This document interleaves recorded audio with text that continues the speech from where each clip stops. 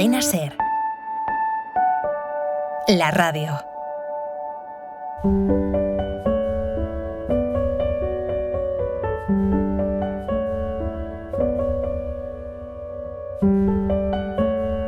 Un libro, una hora. Dirigido por Antonio Martínez Asensio. Bienvenidos al podcast de Un libro, una hora. En este episodio os vamos a contar Cementerio de animales, de Stephen King. Stephen Edwin King nació en 1947 en Portland, en Estados Unidos. Es autor de más de 60 libros, todos ellos bestseller internacionales, entre los que destacan 22, 11, 63, La Torre Oscura, It, Misery, El Resplandor, Carrie o La Zona Muerta. Cementerio de animales se publicó en 1983. Parece que el propio Stephen King dijo que de todas sus novelas era la que más miedo le daba. Y no es extraño, porque es una novela terrorífica, inquietante y oscura, pero también muy divertida. Vamos allá. Louis Creed, que se quedó sin padre a los 3 años y no conoció a sus abuelos, no esperaba encontrar a un padre a los 30 y tantos años. Pero esto fue exactamente lo que ocurrió. Conoce al individuo la tarde en la que él, su esposa Rachel y sus 2 hijos, Ellie y Gage, se mudan a una gran casa de piedra y madera blanca de Ludlow. Con ellos va Church, el gato de su hijita Ellie.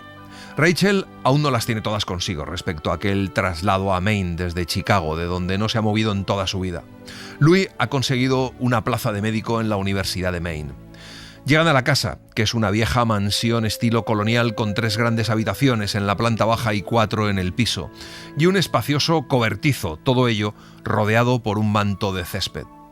Detrás de la casa hay una gran explanada en la que pueden jugar los niños, y más allá, el bosque, que parece no acabar nunca, donde estaban las tierras de los indios Micmacs.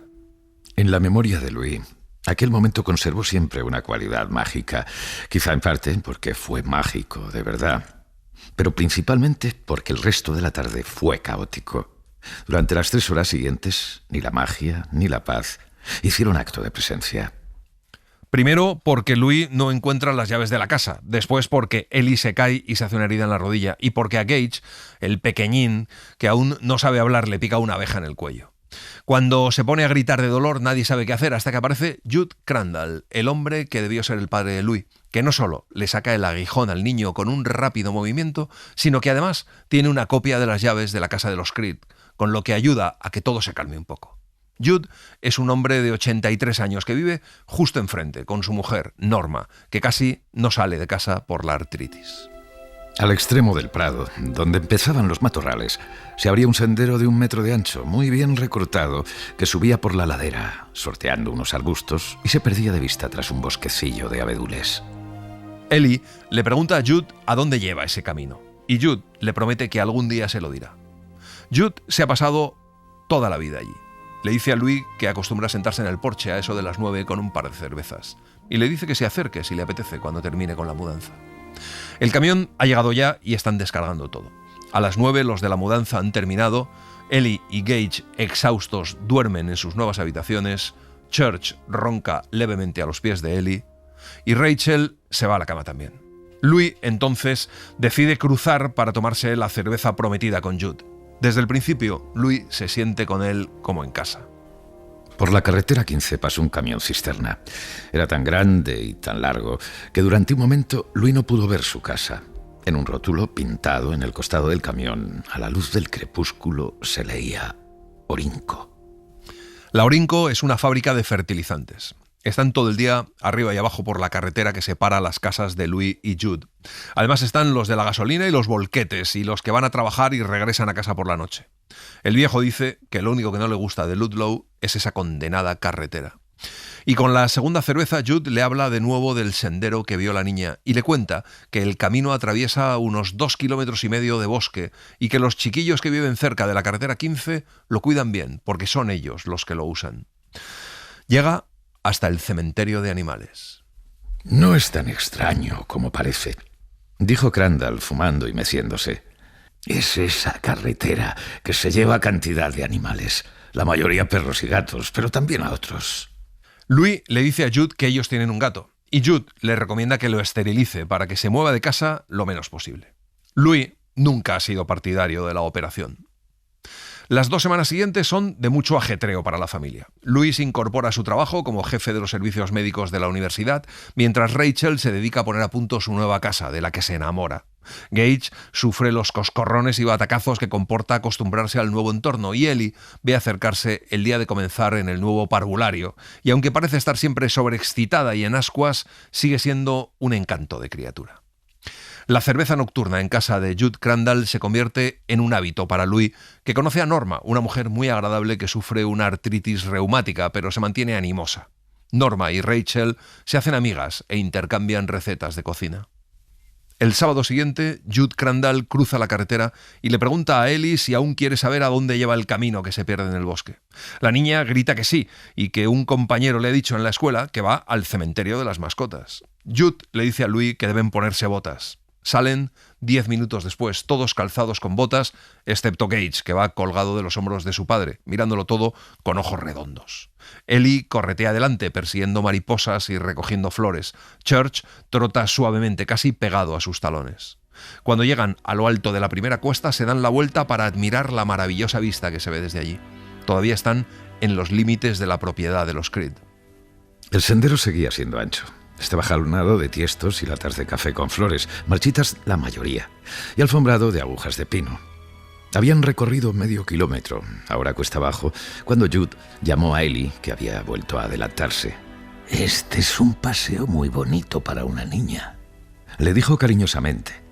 «pero quiero que prometas a tus padres que cuando vengas por aquí no te saldrás del camino». Y Judd les cuenta que por el lado de la casa de los Creed está la ciudad y todo lo demás, pero que por el otro lado solo hay bosques y más bosques en un radio de más de 80 kilómetros que llegan hasta las tierras que los indios reclaman al gobierno. El camino desciende zigzagueando entre viejos abetos y atraviesa luego una zona de densos matorrales para volver a subir otra vez entre árboles. Llegan a la cima de la segunda colina. Desde allí, el camino desciende entre una maraña de arbustos y matorrales que les llegan a la altura de la cabeza. Luego se estrecha y a poca distancia pasan por debajo de un arco de viejas tablas donde está escrito, en borrosas letras negras, Pet Sematary, escrito como los niños escribirían cementerio en inglés. Por segunda vez, aquella mañana, Louis se queda admirado. Allí, el suelo estaba limpio de agujas de pino. En un círculo de unos 15 metros de diámetro, casi perfecto, la hierba había sido segada a ras de tierra. Rodeaba el círculo una maraña de densos matorrales, interrumpida por unos árboles derribados que formaban un montón de aspecto a la vez siniestro y amenazador. El claro estaba sembrado de una especie de lápidas, fabricadas evidentemente por artesanos infantiles con los materiales más diversos que habían podido conseguir: cajas de madera, tablas y planchas metálicas. Con el bosque como telón de fondo, el lugar tiene un aire fantasmagórico, un ambiente más pagano que cristiano. Las tumbas están dispuestas en círculos más o menos concéntricos, cada una con el nombre de la mascota y alguna frase, con faltas de ortografía la mayoría. Algunas de las tumbas tienen flores, unas frescas, casi todas mustias, y no pocas completamente secas. Más de la mitad de las inscripciones están casi borradas o han desaparecido. Rachel se ha quedado de pie fuera del círculo exterior y está más nerviosa que nunca. Le afecta mucho todo lo relacionado con la muerte. La hermana de Rachel había muerto muy joven y ello le había dejado una cicatriz que, según averiguó el propio Louis a poco de que se casaran, era preferible no tocar. La hermana se llamaba Zelda y había muerto de meningitis espinal. Probablemente su enfermedad debió de ser larga y terrible, y Rachel estaba en una edad impresionable. Por lo tanto, pensaba Louis, si ella prefería olvidar, tanto mejor. Judd les dice que aquello viene de antiguo y les cuenta que allí enterró él a su primer perro, Spot, que murió de viejo en 1914. En ese momento, Ellie empieza a trepar por unos troncos y Judd le grita alarmado que se baje de allí enseguida. Ellie salta al suelo y Judd le dice que los árboles que quedan caídos en un montón se vuelven ruines y si te descuidas un poco, te hacen daño. A Louis le parece que hay algo artificial y estudiado en la forma en que los troncos se alzan entre Pet Sematary y los grandes bosques que se extienden más allá. Las consecuencias inmediatas de la visita al cementerio de animales es que Ellie empieza a preguntar a su padre cuánto vive un gato, lo que obliga a Louis a tener con su hija una conversación sobre la muerte. Rachel le dice a Louis que no quiere que sus hijos vuelvan a ese cementerio. Cree que la muerte no tiene nada de natural. Louis decide poco después que igual no es una mala idea castrar a Church. Aquella mañana, Rachel llamaría al veterinario, operarían a Church y se habrían acabado las historias de Pet Sematary y el miedo a la muerte. ¿Qué falta hacía pensar en la muerte en una mañana de septiembre tan hermosa? El primer día del curso, Louis advierte al entrar en el recinto de la universidad el súbito y espectacular aumento del tráfico. Y se da cuenta de que frente a la enfermería no está la ambulancia, y eso le intranquiliza. La enfermería está preparada para tratar cualquier enfermedad o accidente menos grave, pero no hay quirófano ni nada parecido. La primera paciente del curso es una estudiante con un poco de fiebre. Al mirar atrás, Louis pensaría, cuando pudo soportar pensar en aquello, que la pesadilla empezó alrededor de las 10 de aquella mañana, cuando le llevaron a Victor Pascoe, el muchacho moribundo. Hasta entonces, todo ha estado tranquilo. Steve Masterton está en la enfermería con Louis y con varios estudiantes haciendo las prácticas.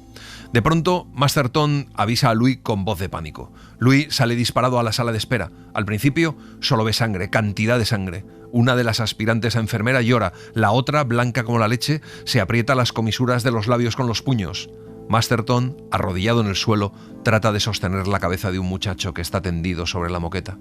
Louis se inclina para examinar a su primer paciente de la Universidad de Maine. Es un muchacho de unos 20 años y Louis no tarda ni 3 segundos en hacer su diagnóstico. Está prácticamente muerto.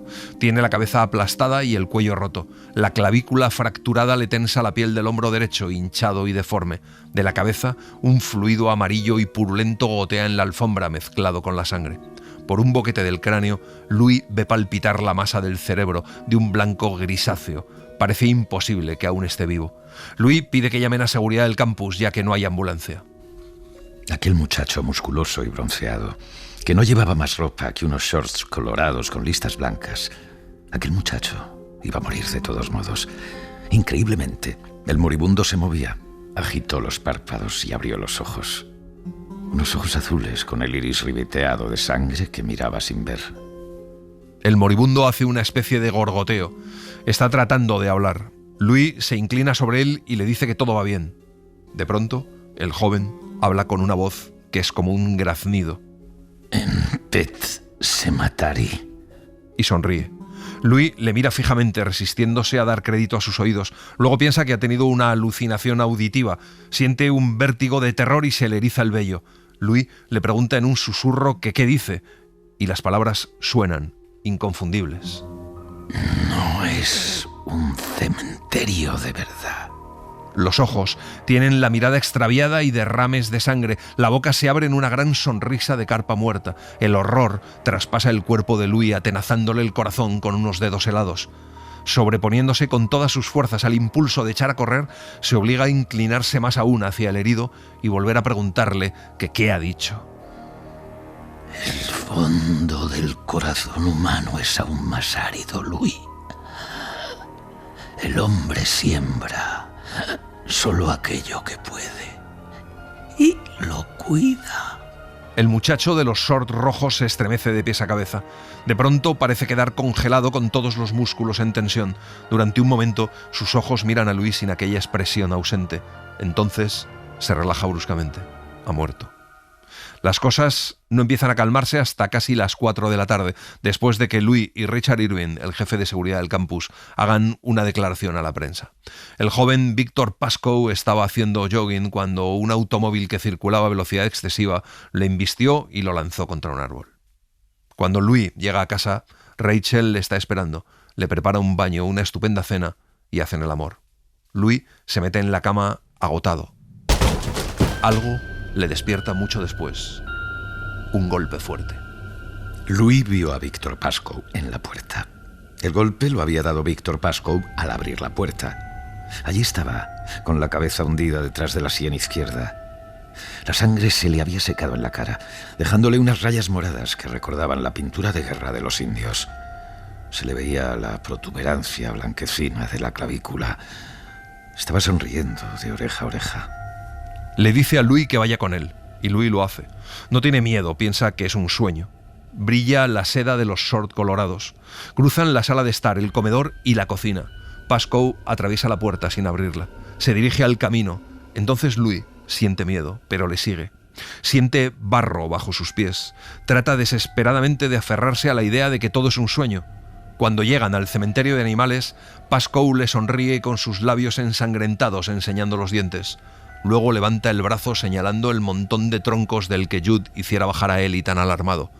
Se ha convertido en un montón de huesos, y los huesos se mueven y entrechocan. Pascoe se acerca. La puerta no debe abrirse. No traspase la barrera, por mucho que lo desee, doctor. La barrera se levantó para ser respetada. Recuerde esto. Aquí hay una fuerza superior a lo que usted imagina. Es una fuerza vieja y siempre inquieta. Recuérdelo. Louis trata de gritar y el mundo se borra de su vista dando vueltas. Se despierta en su cama. Rachel le ha dejado dormir, probablemente a propósito. Louis aparta la ropa de la cama y pone los pies en la alfombrilla de ganchillo. Los tiene sucios de tierra y agujas de pino. Aterrorizado, corre a la ducha. Mientras se seca, le asalta la idea de que ha tenido un episodio de sonambulismo. Church volvió a casa el viernes en que se cumplía la primera semana de trabajo de Louis. Ellie le trató con mimo, gastó una parte de su asignación en una caja de galletas para gatos y casi dio un cachete a Gage por haber intentado tocarlo. La noche de Todos los Santos hay una fuerte helada. Louis y Ellie emprenden la típica ronda de la noche de difuntos en busca de las golosinas propias de la festividad. Pero la noche se tuerce cuando Norma se cae mientras está dando chucherías a Ellie, y cuando Louis va a atenderla se da cuenta de que ha tenido un infarto. Louis la saca adelante y se la llevan en una ambulancia. En noviembre caen las primeras nevadas. Rachel se va a celebrar Acción de Gracias con sus padres. Louis se lleva fatal con sus suegros, así que se queda en casa. Por la noche recibe una llamada de Jude diciéndole que hay un gato muerto en su jardín. Cuando Louis cruza la carretera, ve que es Church. Se le ocurre la idea de enterrar a Church arriba, en Pet Sematary. Jude le pregunta si Ellie quería mucho a su gato, y luego va por un pico y una pala y le dice a Louis que lo harán esa noche. Louis mete a Church en una bolsa de plástico verde y le sigue. 2 veces, tal vez 3.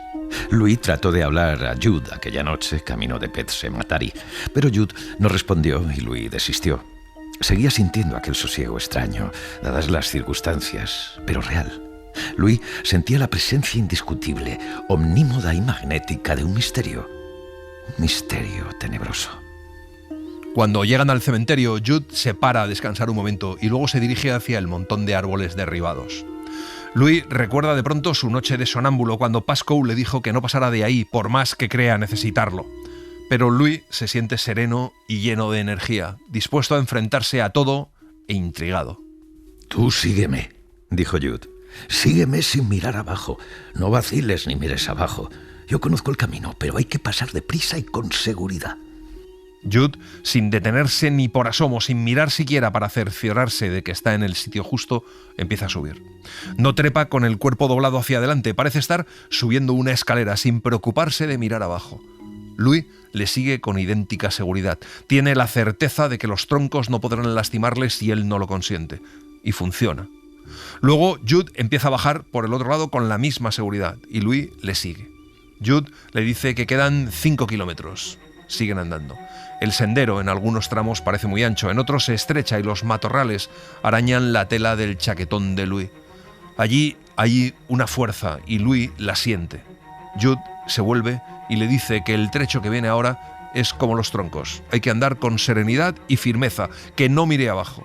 Están al borde de lo que los Micmacs llamaban el pequeño dios pantano. Por estos contornos hay cosas muy raras, Louis. El aire es más denso, tiene electricidad, qué sé yo. Podrías ver el fuego de San Telmo. Dibuja formas muy curiosas, pero no pasa nada. Si te fastidia, no tienes más que mirar a otro lado. También podrás oír un rumor como de voces, pero no son más que los somormujos del lado de Prospect. El eco llega lejos. Curioso, ¿no? Siguen avanzando, asentando los pies en las protuberancias del suelo pantanoso. Louis no mira por dónde va. Sus pies, pantorrillas, rodillas y la parte baja de los muslos están envueltos en una niebla blanca, densa y opaca. Entonces, Oye crujir unas ramas. Algo se mueve en la espesura, algo bastante grande.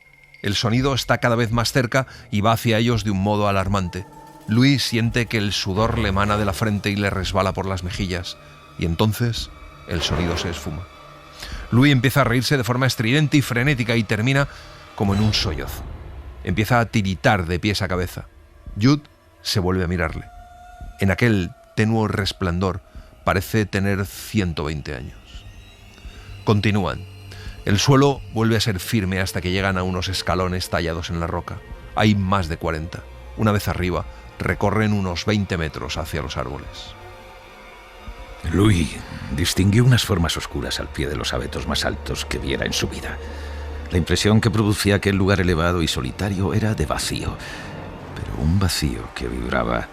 Las formas oscuras eran camps, montones de piedras que marcaban tumbas. Jude le dice que le ha llevado hasta allí para que entierre al gato de Ellie, y Louis empieza a picar y a cavar la tumba. La tierra es pedregosa y con las piedras que va sacando, Jude le dice que debe construir su cairn. Jude le explica que los indios Micmacs consideraban a ese monte un lugar mágico y que con el tiempo ni los propios Micmacs se atrevían a ir por allí. Uno aseguraba haber visto a un Wendigo, un espíritu maligno. Cuando termina de enterrar a Church, apila encima las piedras y luego regresan por el mismo camino. Juntos se acercan a la casa, sin decir nada, y se paran en la entrada de coches. Louis le pregunta qué han hecho esa noche. No hagas preguntas, Louis. Acepta los hechos y déjate llevar por tu corazón. Esta vez lo que hemos hecho está bien. Por lo menos así lo espero por mi vida. Otra vez puede estar rematadamente mal. Louis se despierta a las 9 de la mañana. Habla con su familia por teléfono. Ni una palabra de Church. Se pone a trabajar en un artículo hasta que decide ir a ver a su vecino. Jude y Norma han salido, pero hay una nota para él en la que Jude le dice que si Ellie fuera su hija, aún no le diría que su gato ha sido atropellado y que no cuente a nadie lo que hicieron anoche. Era sobre la 1 de la tarde cuando Church regresó. Lo mismo que el gato de la vieja canción infantil. Louis estaba en el garaje. Estaba clavando un clavo cuando entró Church. Louis ni dejó caer el martillo, ni tan solo se golpeó el pulgar. El corazón se le puso a hacer jogging, pero no le dio un vuelco. Sintió en el estómago como un alambre candente, pero enseguida se enfrió, como el filamento de una bombilla que fulgura un momento antes de fundirse.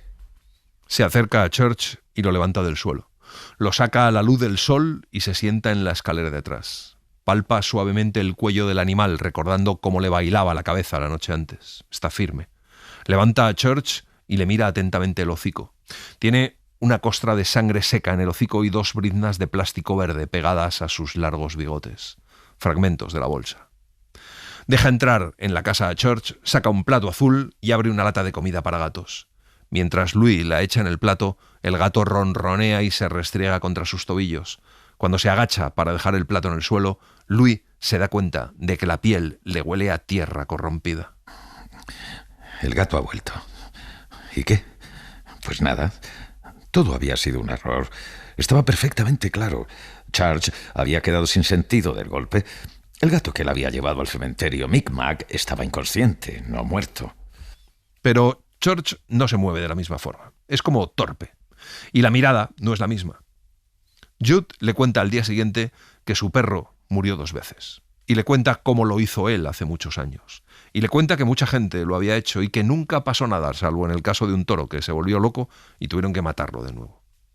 Para terminar la conversación, Louis le pregunta a Jude si nunca enterraron ahí arriba a una persona.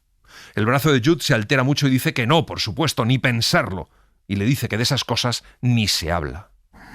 Hay cosas que es mejor no tocar ni por curiosidad, dijo Jude Crandall, y por primera vez Louis Creed lo vio realmente anciano y desvalido, como si estuviera al borde de su propia tumba recién abierta. Y después, ya en casa, Louis reparó en otro matiz del aspecto que tenía Jude en aquel momento. Daba la impresión de estar mintiendo. Cuando Rachel y los niños vuelven a casa, es como si no hubiera ocurrido nada. Pero Ellie nota enseguida el mal olor de su gato y ya no le deja dormir con ella. Poco después, Louis no le deja entrar en casa por las noches. Church empieza a llevar aves y ratas medio comidas al garaje de la familia. Pasa la Navidad y a finales de enero muere Norma, la mujer de Jude, de un fulminante derrame cerebral. Rachel tiene tal trauma con la muerte, lo pasó tan mal con la muerte de su hermana, que no es capaz ni de ir al funeral. Poco después, Ellie cumple 6 años. Pasa febrero y llega marzo. Louis Creed pensaría después que el último día realmente feliz de toda su vida fue el 24 de marzo de 1984. Las cosas que iban a ocurrir y que se cernían sobre ellos como una mortífera avalancha aún tardarían 7 semanas en llegar. Louis y Gage vuelan ese día una cometa y a Gage le encanta. Tiene la forma de un buitre y aquel día Gage aprende a manejarla, incluso a mover los hilos, y aunque solo le quedan 2 meses de vida, se ríe con estrépito y alborozo. Esa noche, Church se mete en el armario de Gage y cuando Louis va a ver si su hijo ya está dormido y a taparle, se lleva un buen susto al ver los ojos del gato dentro del armario. Lo echa de allí tirándole un juguete, tirando a dar. Sin duda, se equivoca quien piense que existe un límite para el horror que puede experimentar la mente humana. Louis Creed hubiera podido entenderlo así si aquel 17 de mayo, después del funeral de su hijo Gage William Creed, hubiera sido capaz de razonar. Rachel ni siquiera ha podido ir a la capilla de su hijo por la mañana. Ellie acude a desayunar esa mañana con una foto en la mano y no consiente separarse de ella. En ella se ve a Gage sonriendo sentado en el trineo de Ellie y a su hermana tirando de él. Ellie va a todas partes con la foto, pero apenas habla. Es como si la muerte de su hermano, ocurrida en la carretera delante de la casa, le hubiera hecho olvidar casi todo su vocabulario. Jude es el que se encarga de todos los trámites y Steve Masterton el que se ocupa de ponerle una inyección a Rachel. Louis solo piensa que si hubiera sido más rápido habría salvado la vida de su hijo. Solo ve a Gage correr por el césped del jardín hacia la carretera. Ellos le gritaban que volviera, pero él no quería. Últimamente jugaba a escaparse de papi y mami, y ellos corrían tras él. Louis enseguida sacó mucha ventaja a Rachel, pero Gage estaba muy lejos. Gage se reía, Gage se escapaba de papi. En esto consistía el juego. Y Louis le perseguía. Estaba cortando la distancia, pero muy despacio. Gage corría por la suave pendiente del jardín en dirección a la carretera 15, y Louis pedía a Dios que Gage se cayera, porque estaba oyendo el rugido de un camión que se acercaba. Louis se lanzó hacia adelante tratando de placar al niño. Había rozado con la yema de los dedos la tela de la fina chaqueta de Gage. Pero entonces la inercia arrastró a Gage hacia la carretera y el camión era como un trueno. En la capilla, por la tarde, Louis se pega con su suegro, literalmente. La tensión estalla y nadie la puede sofocar. Louis se cae al suelo y su suegro le patea hasta que Louis es capaz de cogerle una pierna y empujarle hacia atrás, hacia el ataúd blanco de su hijo. El ataúd no llegó a abrirse, desparramando los maltrechos restos de Gage para que todos pudieran contemplarlos. Pero Louis comprendió que aquello había estado a punto de ocurrir. No fue así gracias a que el ataúd cayó plano y no de lado. No obstante, durante la fracción de segundo en que la tapa estuvo abierta, Louis divisó una mancha gris, el traje que compraron para envolver el cuerpo de Gage, y una cosita rosa, la mano de Gage. Sentado en el suelo, Louis oculta la cara entre las manos y se echa a llorar. En aquel momento solo se quiere morir. Rachel grita y grita. Al llegar a casa, Louis le administra un calmante a Rachel y luego se ocupa de Ellie, que se ha metido en la camita de Gage, donde casi no cabe. No ha soltado la fotografía en ningún momento. Louis se sienta en la camita con ella y le dice que si siguen queriéndose podrán resistirlo. Y su hija le contesta que va a desearlo mucho y a rezar mucho a Dios para que Gage vuelva, que Dios puede llevárselo y puede devolverlo, que en catecismo les han hablado de Lázaro, y se pone a llorar. Louis no trata de consolarla, solo le aparta el pelo de la frente. Cuando Ellie se duerme sin dejar de llorar, Louis sabe lo que en aquel momento necesita. Baja y se dispone metódicamente a emborracharse. Se bebe una cerveza tras otra. Cuando volvía del frigorífico con la 8ª o la 9ª, su mirada tropezó con Church, que estaba dormitando, o fingiendo dormitar, en la alfombra. La idea se le ocurrió de un modo tan natural que seguramente debía de llevar mucho tiempo en el fondo de su pensamiento, esperando el momento propicio para aflorar a la superficie. ¿Cuándo piensas hacerlo? ¿Cuándo enterrarás a Gage en Pet Sematary? La idea ejerce una morbosa atracción. Intuye que si se ha emborrachado es para poder pensar en aquella descabellada idea con serenidad. La idea resulta morbosamente atractiva, hechicera. Cuando la habitación empieza a dar vueltas vertiginosamente, suena un golpe en la puerta. Es Jude. Su fino pelo blanco se agita movido por el viento frío. Se sientan a la mesa de la cocina con una cerveza cada uno. Jude mira fijamente a Louis. Hay algo claro y concreto en aquella mirada. Tú sabes por qué estoy aquí, dijo Jude. Estás pensando cosas que no debes, Louis. Peor aún, estás haciendo planes. Entonces Jude le habla de Timmy Butterman y le cuenta que cuando murió en la guerra su padre lo enterró allá arriba y Timmy volvió, sí, pero ya no era Timmy, era otra cosa. Era malo y sabía todo lo malo que habían hecho los demás. Y le dice que su padre terminó matándole de nuevo y quemó la casa con ellos dos dentro. El forense dijo que a él le parecía que Timmy llevaba muerto 2 o 3 semanas. Es un lugar maldito y corrompido. Y yo no debí llevarte allí para que enterraras a ese gato. Ahora lo sé. Tiene un maleficio y tú harás bien en guardarte de él si sabes lo que os conviene a ti y a tu familia. Ese lugar hizo morir a Gage porque yo te revelé su poder.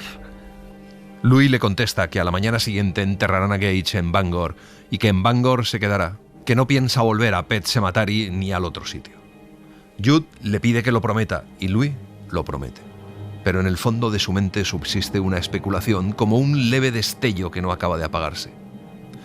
A la mañana siguiente, sentado en la cama, atontado por la resaca, Louis siente que la pena le acomete de frente y se apodera de él. Esconde la cara entre las manos y llora balanceando el cuerpo y pensando que haría cualquier cosa con tal de tener una segunda oportunidad. Cualquier cosa. Gage fue enterrado a las 2 de la tarde. Ya había dejado de llover. Por la noche, cuando ya Rachel se ha tomado un Valium y Ellie mira en silencio la casa de la pradera con la fotografía de Gage en las rodillas, Louis se pone la cazadora y dice que se va por una pizza. Entre las 20 pizzerías que hay en la zona, elige encargarla en la que está más cerca de Pleasant View, donde está enterrado Gage. Aparca el coche al otro lado de la calle y cruza en dirección a la verja del cementerio. La puerta está abierta. Se encamina hacia la tumba de Gage por un sinuoso sendero. El corazón le palpita con fuerza. Todavía no han puesto la lápida. Louis se arrodilla. Se pregunta si habrá vigilancia. Por un lado sabe que lo que está pensando es una locura y que si lo pillan lo pasará mal en todos los sentidos, pero por otro piensa que él podría devolver la vida a Gage. Se pregunta si Rachel querría a su hijo aunque volviera disminuido. Y luego empieza a pensar en el factor tiempo. Y a la mañana siguiente le dice a Rachel que quiere que se vaya con sus padres y que lo hagan inmediatamente. Ninguna de las dos está en condiciones de quedarse en esta casa, dijo Louis con vehemencia. Se sentía como si tuviera fiebre. Me alegro de que me necesites y yo también os necesito a ti y a Ellie. Pero en estos momentos nos conviene estar aquí, cariño. Gage se halla en todas partes, en cada rincón de la casa. Es muy doloroso para nosotros, pero es aún peor para Ellie. Tiene que librarse de ellas, por lo menos momentáneamente. Si todo sale bien, Rachel y Ellie podrán estar otra vez en casa al cabo de 48 horas. Rachel, por un momento, piensa que le está ocultando algo, pero acepta el plan. Llama a sus padres y buscan vuelos. Hacen las maletas y se van al aeropuerto. Ellie está muy rara. Le dice a su padre que ha soñado que estaban en el entierro de Gage y que abrían la caja y estaba vacía, y que en la cuna de Gage había barro. Louis siente cómo se le eriza el vello de la nuca. Cuando abandonan el edificio de la terminal del aeropuerto, un manto helado parece caer sobre su mente. Entonces comprende que está decidido a llevar a cabo su plan. Lo primero que hace es ir a comprar una linterna grande, un pico, una pala, un azadón, 3 metros de cuerda gruesa, un par de guantes de jardinería y una lona impermeabilizada. Como no quiere que Jude le vea, se va a dormir a un hotel. Repasaba su plan una y otra vez. Lo examinaba desde todos los ángulos, buscando posibles fallos y puntos débiles. Y se daba cuenta de que estaba avanzando por una estrecha pasarela tendida sobre el abismo de la locura. Al aterrizar en Chicago, Ellie está en un estado de incipiente histerismo y Rachel está muy asustada. La niña ha tenido una pesadilla terrible durante el vuelo. Estaba en Pet Sematary, le había llevado un tal Pascoe que llevaba shorts rojos y le dijo que su padre iría y que pasaría algo terrible. Rachel no conoce a ningún Pascoe, pero le suena el nombre. Percibe algo amenazador que va a estallar de un momento a otro. De repente, Rachel recuerda la historia de Victor Pascoe y sabe que tiene que llamar a casa, pero nadie contesta. Llama a Jude. Cuando le cuenta a Jude el sueño y que fue idea de Louis que se fueran a Chicago, Jude se da cuenta de lo que pasa. Decide sentarse en el porche y esperar a que llegue Louis. Mientras, Rachel ha llegado a casa de sus padres y se da cuenta de que tiene que volver. Deja allí a la niña porque tiene que saber qué está haciendo Louis. Vuelve a comprar unos billetes de avión con escala, mientras Louis ya está en el cementerio. Dios, y qué asustado estaba. Aquello no era un trabajo ímprobo, era un trabajo demencial. Te sacaré de ahí, Gage, pensó. Te sacaré, muchacho, moriré en el intento. Louis cruza la calle con el pesado fardo de las herramientas en los brazos, pero esta vez la verja está cerrada. Tendría que escalar por las barras de hierro, pero cada una está rematada por una punta de lanza. Lo primero que hace es lanzar el fardo por encima de la verja, luego camina para encontrar un paso. Encuentra un árbol muy grande, se iza hasta la horquilla, sube a otra rama que se extiende por encima de la reja y por fin llega. Sus zapatillas quedan a un palmo por debajo de las puntas. Se pone de pie sobre dos puntas de lanza que se le clavan en las suelas y salta a ciegas. Cae mal, se golpea una rodilla con una lápida y siente que un dolor insoportable le sube por el muslo. Recupera el fardo y se va a buscar la tumba de Gage. Allí estaba ya la lápida. Solo tenía grabado el nombre Gage William Creed y las 2 fechas. El corazón le latía con fuerza, pero despacio. Bien, ya estaba allí. Si iba a hacerlo, sería mejor poner manos a la obra. No podía perder tiempo. La noche tenía que acabar y llegaría el día. La tierra está blanda y se remueve fácilmente. 40 minutos después, el azadón tropieza con la cubierta y Louis se muerde el labio superior hasta hacerse sangre. Con la cuerda alza la placa de cemento. Allí está el ataúd. Siente un furor candente, la antítesis de su frialdad de antes. Levanta el azadón y lo descarga sobre la cerradura del ataúd. Le flaquean las piernas, siente náuseas. Nunca ha experimentado aquella sensación de soledad y aislamiento de todo. Se pone la linterna debajo del brazo y abre el ataúd de su hijo. Y el olor le hizo retroceder con una violenta náusea. Vomitó al otro lado del hoyo y luego apoyó la cabeza en el suelo, jadeando. Por fin se le paró el mareo. Apretando los dientes, enfocó con la linterna el ataúd abierto. Se apoderó de él un horror demencial. Ese sentimiento que se reserva para las peores pesadillas, esas que apenas recuerdas al despertar. La cabeza de Gage no estaba. Louis pasea lentamente la luz por los 70 centímetros escasos del cuerpo de Gage y al momento vuelve a él toda la rabia y la desesperación provocadas por la muerte de su hijo. Con el pañuelo limpia el moho que cubre la cara de Gage, un moho tan oscuro que le hizo pensar durante un momento que Gage se había quedado sin cabeza. Gage parece un muñeco mal hecho, con la cabeza deforme y los ojos hundidos. Pasa los brazos por debajo del cuerpo de Gage, que es como una masa blanda y sin huesos, y siente de pronto que cuando lo levante se le deshará entre las manos. Pero le coge por debajo de los brazos y lo levanta, sujetándolo, como tantas veces al sacarlo de la bañera después del baño de la noche. Jadeando y luchando contra los espasmos que le levantan en el estómago el olor y la flacidez del destrozado cuerpo de su hijo, consigue sacar a Gage del ataúd. Gage, dijo empezando a mecer al niño. El pelo de Gage le rozaba la muñeca, inerte como alambre. Gage, todo saldrá bien, te lo juro. Gage, todo saldrá bien. Esto acabará. Esto es solo por esta noche, Gage. Te quiero mucho. Papá te quiere, Gage. Louis mecía a su hijo. Mientras, Rachel ha perdido la conexión de su vuelo, pero sabe que no puede esperar, así que alquila un coche. Está a solo 400 kilómetros de su casa. Tendrá que conducir toda la noche. A la 1:15, Louis se dispone a salir del cementerio. Cierra el ataúd e intenta dejar todo más o menos como estaba. Luego se dirige a la cripta del cementerio. Desde allí deja caer el cuerpo de Gage y luego se encarama la verja y baja. Mete a Gage en el asiento trasero de su coche y arranca. Jude creía que podría mantenerse despierto hasta que llegara Louis, pero se queda dormido. Así que Louis deja su coche en su casa, coge a su hijo en brazos y sin que nadie se lo impida, toma el camino. 20 minutos después llega a Pet Sematary. Luego sube y baja los troncos como la última vez, sin dudar. Avanzó por el sendero con su hijo en brazos, oyendo el gemido del viento entre los árboles. Aquel sonido ya no le inspiraba terror. El trabajo de la noche casi estaba hecho. Louis sube y baja por el camino. El descenso se hace más pronunciado y constante. Al poco rato llega al pantano con su hijo en brazos, sin mirar abajo ni atrás. Entonces se oye un sonido, una risa chillona que termina en sollozo, pero esta vez la risa alcanza un agudo demencial que a Louis le hiela la sangre. De pronto, la niebla pierde su fulgor y Louis ve que ante él flota en el aire una cara sardónica y burlona. Y luego llega un sonido que no se parece a nada de lo que él ha oído nunca. Cerca de allí hay algo que hace oscilar las ramas. Es enorme y va hacia él, haciendo temblar la tierra con sus pisadas. Louis ve algo, 2 chispas anaranjadas, chispas como ojos. Entonces el sonido empieza a alejarse. El Wendigo.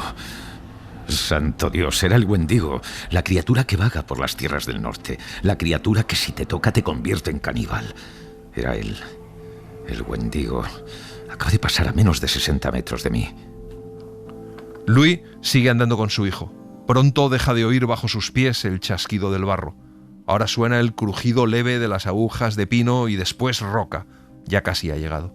Se arrodilla, deja el cuerpo de Gage en el suelo con un gemido de alivio. Las herramientas caen al suelo con ruido metálico. Sus pensamientos se diluyen en una oración mental apenas articulada, un sordo murmullo mientras sus manos buscan el pico. Empieza a hincarlo en la tierra. Poco a poco, el hoyo va tomando forma y profundidad. Guarda algunas piedras para el cairn y cuando termina, vuelve a casa.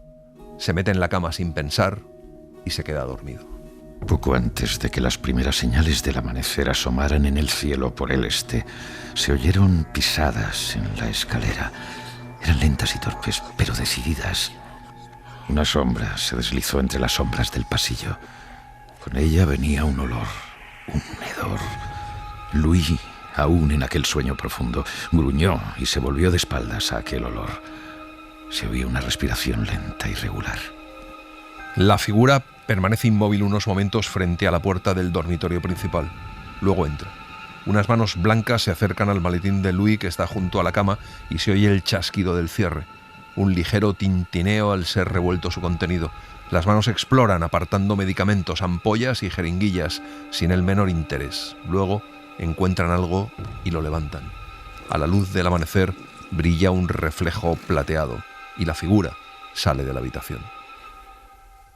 Jude Crandall se despertó con una sacudida tan fuerte que estuvo a punto de caer de la mecedora. No tenía idea de cuánto rato había dormido.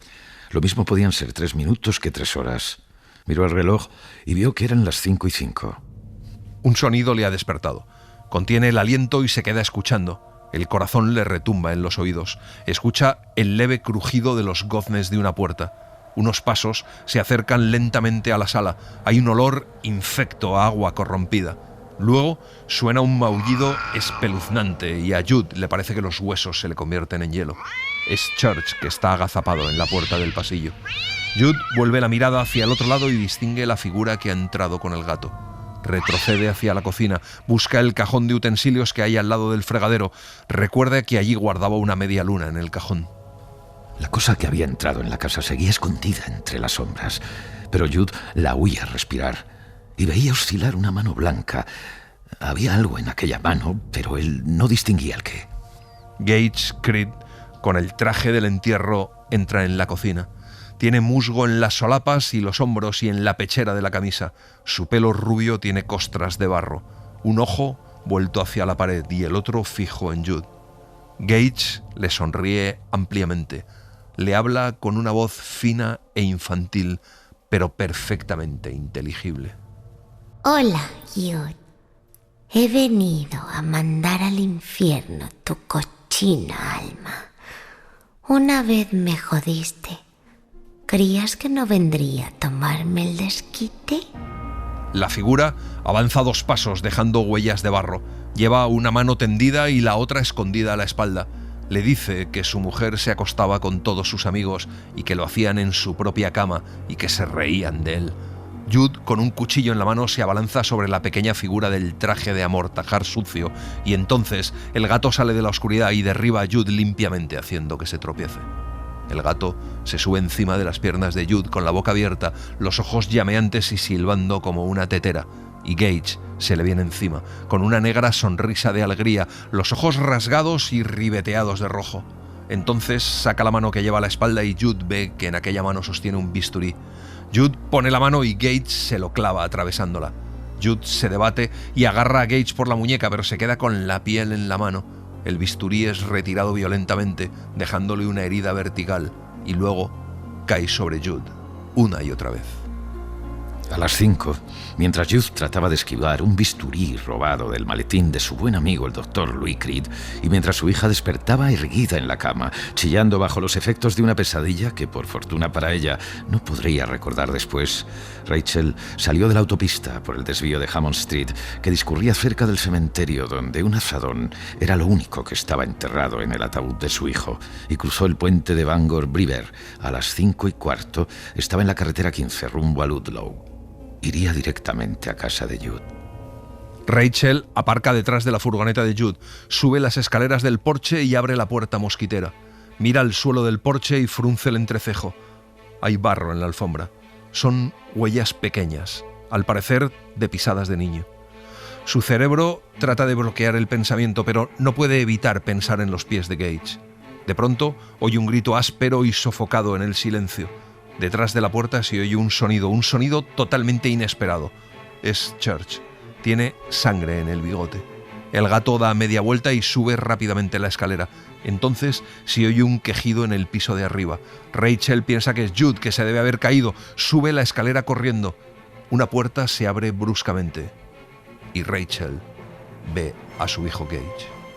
Su cara no estaba lívida, sino sucia, manchada de sangre y terriblemente hinchada, como si hubiera sido destrozada y luego recompuesta por unas manos rudas e indiferentes. Ella gritó su nombre y abrió los brazos. Él corrió hacia ella con una mano en la espalda, como si escondiera un ramo de flores que hubiera recogido en el prado de un vecino. Te traigo una cosa, mami. Te traigo una cosa, mami. Te traigo una cosa. Te traigo una cosa. Cuando Louis Creed se despierta, el sol le da de lleno en los ojos. Lo primero que se pregunta es si ha vuelto Gage. Ve que hay un coche desconocido parado enfrente, detrás de la camioneta de Jude. Desayuna. Siente la casa terriblemente vacía y el trabajo de la noche anterior le pesa en los huesos. Percibe una sombra que se cierne sobre él y siente miedo. De pronto suena el teléfono. Es su suegro preguntándole si Rachel llegó bien, y luego le cuenta que Ellie ha tenido un ataque de histeria y la han tenido que llevar al hospital. La niña decía que habían matado a su madre y no hacía más que repetir que decía Pascoe que ya es tarde. Louis se desmaya. Cuando se recompone, sabe que Gage anda por ahí, en algún sitio. Louis no tardó en descubrir que faltaba el bisturí y se cubrió la cara con las manos y se quedó un rato sentado en la cama gimiendo de desesperación. Luego volvió a abrir el maletín y se puso a buscar. Coge jeringuillas y morfina. Cruza la calle. Ve que dentro del coche desconocido está el bolso de Rachel. Al primero al que inyecta una dosis letal es a Church. Luego sube las escaleras del porche. No se oye ni el tic-tac del reloj de la sala. Nadie le ha dado cuerda esa mañana, pero hay huellas de barro en el suelo.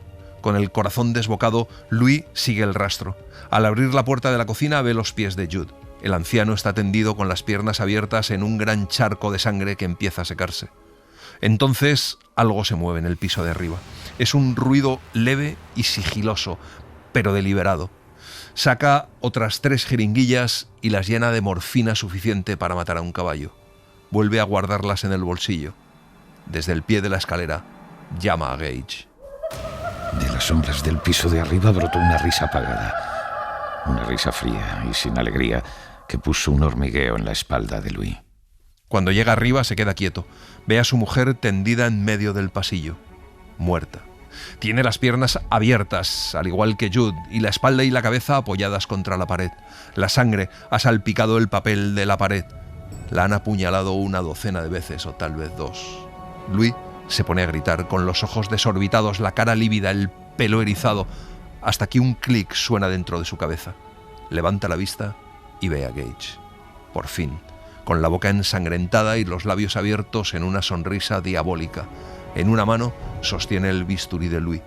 Cuando va a clavárselo, Louis retrocede instintivamente y Gage pierde el equilibrio, cae de bruces y antes de que pueda levantarse, Louis ya está sentado sobre él, oprimiendo con una rodilla la mano que sostiene el bisturí. Louis sacó una de las jeringuillas. Tenía que obrar con rapidez. Aquella cosa era resbaladiza como un pez engrasado y no soltaba el bisturí por más que le apretara la muñeca. Y su cara se transformaba a ojos vistas. Era la cara de Jude con la fijeza de la muerte. Era la cara destrozada de Víctor Pascoe, poniendo los ojos en blanco. Era la propia cara de Louis, como reflejada en un espejo, atrozmente pálida y marcada por la locura. Louis, con un gruñido, saca la jeringuilla, la clava en el brazo de Gage y vacía todo su contenido. Luego se levanta y retrocede por el pasillo. Gage se pone en pie lentamente y empieza a ir hacia él, tambaleándose. Da 5 pasos y el bisturí se le cae de la mano y queda clavado en la madera, temblando. Cae de rodillas. Entonces Gage le mira y durante un momento Louis ve a su hijo, su verdadero hijo, con la cara triste y dolorida. Entonces Louis se levantó y se fue a un rincón del pasillo. Se sentó en el suelo, hecho una bola, apretándose contra el rincón más y más. Descubrió que abultaba todavía menos si se metía el pulgar en la boca. Y así lo hizo. Allí se queda durante más de 2 horas. Luego se saca el pulgar de la boca con un sonoro chasquido y se pone otra vez en movimiento. Saca una sábana de la cama del dormitorio, envuelve con ella el cuerpo de su mujer, cariñosamente, con sumo cuidado. Después, rocía con gasolina la casa de Jude y la prende fuego. Steve Masterton llega cuando la casa arde por completo y ya se oyen las sirenas de los bomberos. Cuando mira hacia la casa de Louis, ve al fondo el camino. Steve divisó algo que se movía. Fue como un destello blanco que desapareció enseguida. Pero él habría jurado que había visto a un hombre cargado con una cosa blanca. Es Louis. Lleva a su mujer en brazos.